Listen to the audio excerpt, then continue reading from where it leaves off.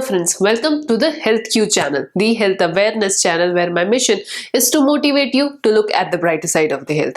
I am your host physiotherapist Meghna Dave, and in today's video I would be talking to you about ataxia. What is ataxia, and especially what is Friedreich ataxia? If you want to know more about this, make sure to watch this video till the end.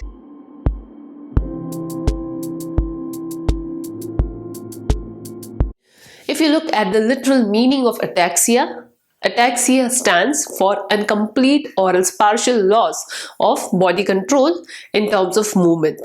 It is a genetic disorder, which means it runs in families. In this disorder, there is a progressive damage to the nervous system, and this leads to movement difficulties, impaired movements, and patients find difficult to do their day-to-day movement or as activities that's related to the movements difficult. Especially the problem that a patient with ataxia will experience is related to coordination, and this is a causative factor for an impaired or else poor quality of life. If you look at the pathology or else what exactly happens in Friedreich ataxia, there is an progressive damage to the central nervous system, due to which the nerve fibers starts getting thinner and thinner over a period of time, and the cerebellum, which is a part of the brain which lies underneath the brain, and it also acts as an coordinator between brain and the nervous system, this gets impacted or else gets impaired, due to which there is a problem of coordination and balance, as there is degenerative changes that happens to the cerebellum. Now this degenerative changes leads to impairments like mobility issues, coordination problem, balance issues, etc. When it comes to Friedreich ataxia, the damage to the cerebellum as well as the central nervous system, which is progressive in nature, leads to awkward and steady movements of the body, and also it impacts the sensory system. That means the sensation that a person experiences also gets impacted, due to which he or she has a lot of mobility issues. And based on the severity of which this degeneration happens, the symptoms will be appeared. Even though at the core the problem in Friedreich ataxia lies in the cerebellum, which is the lower part of the brain, and in progressive damage to the central nervous system, but the severity and the symptoms that a person will experience will vary on an individual level. This totally depends on the extent to which the damage to the central nervous system has happened and the speed of which this condition is progressing. So now the question arises, what are the symptoms that a patient suffering from Friedreich ataxia will experience? So here are those symptoms.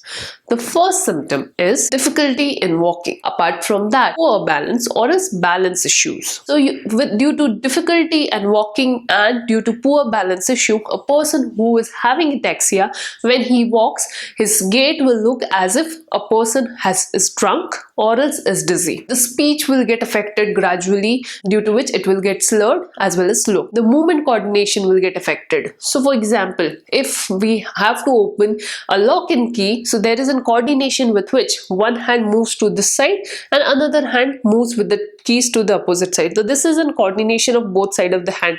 But in patient who is suffering from ataxia, for him doing this normal, simple and day-to-day activities like which requires a lot of coordination will get impacted. Apart from this, there would be also difficulties like difficulty in swallowing, difficulty in chewing, difficulty in speaking, difficulty in even coordinating the movements of tongue and throat, which leads to a lot of food intake difficulties. And that's the reason, as there is a lot of nutrition deficit that comes along with Friedreich ataxia, there's a lot of balance issues, there's a lot of muscle related issues that comes.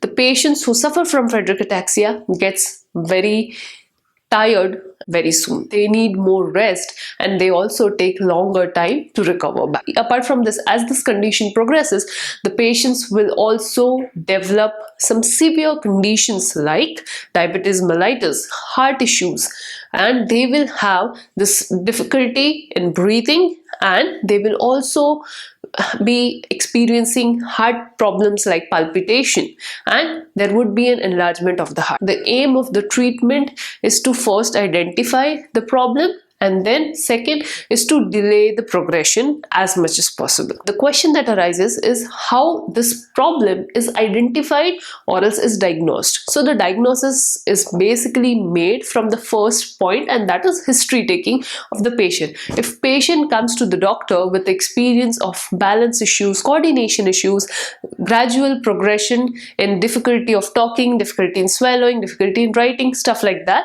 then doctor definitely suspects that there could be a problem related to ataxia. Based on that and other neurological examination, the doctor will then prescribe some of the diagnostic tests like EMG, which stands for electromyography, NCV, which stands for nerve conduction velocity test, ECG to check the level of heart functioning, several blood examinations, and even MRI test.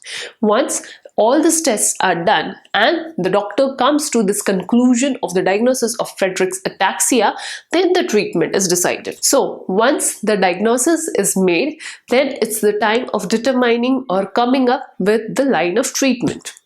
Now treatment again lies in the form of medical management and conservative management or else physiotherapy management. Sometimes there is a need of other healthcare professionals as well to come into the picture to work towards improving the quality of life of the patient as well as to reduce the level of progression of the disease. Remember, the management of ataxia is a multidisciplinary approach. Never it would happen that one doctor can solve all the problems. You need different specialists to come into the picture depending on the symptoms that the patient is showing. Now, the first doctor that comes into the picture when it comes to management planning is definitely a neurologist or else a neurophysician. They come up with the diagnosis and also the plan of medical management. This comprises of medications and sometimes some other health procedures. But mostly the role lies on first identifying the problem and second identifying the prognosis of the patient or else the level at which the patient can be recovered or else the patient can be saved from progression. Once that is determined, then comes the role of a physician who then helps in tackling two other disorders that comes associated with this problem like diabetes mellitus. So if a patient is having diabetes, they need to go to an endocrinologist or else a physician for their medication for diabetes mellitus problem. And even sometimes as the patient develops heart issues, they need the help of a physician. Many times due to this problem, patient develops orthopedic disorders like scoliosis deformity. Now this is a deformity of back which leads to a lot of back pain, and there is a structural changes that happens at the bone level which needs surgical management. That's when the role of an orthopedic surgeon comes into the picture. And next comes the role of a physiotherapist or else a physical therapist. So the role of physiotherapy in management of ataxia is to first improve the quality of the movement as much as possible, to prevent secondary deformities and secondary complication due to lack of muscle tone, lack of poor coordination and balance issues. And third is to elongate the time or else improve or else try to keep the patient as functional, as mobile as possible. So physiotherapy plays a very crucial role. Apart from that, even the role of occupational therapist comes into the picture where they help in patient to do their day-to-day chores in a smooth way. Even as there is a problem associated with ataxia in terms of swallowing difficulty, speaking difficulty, etc., that's when there is a need of a speech therapist also in the management program of a patient suffering from ataxia. So as I mentioned, this is a team approach and the goal is to reduce the level of progression. Many times if the ataxia is in mild case where the damage and degeneration to the central nervous system is minimal, then the patient can live a very long life without any symptoms. But sometimes unfortunately if there is a severe damage that has occurred, then the condition progresses rapidly and patient might get completely mobile. As it is a genetic problem and rare problem, you won't see as many people around you suffering from this problem. But the people who suffer from this problem will definitely show the symptoms which I have mentioned. So friends, this was in brief about ataxia, especially Friedreich ataxia.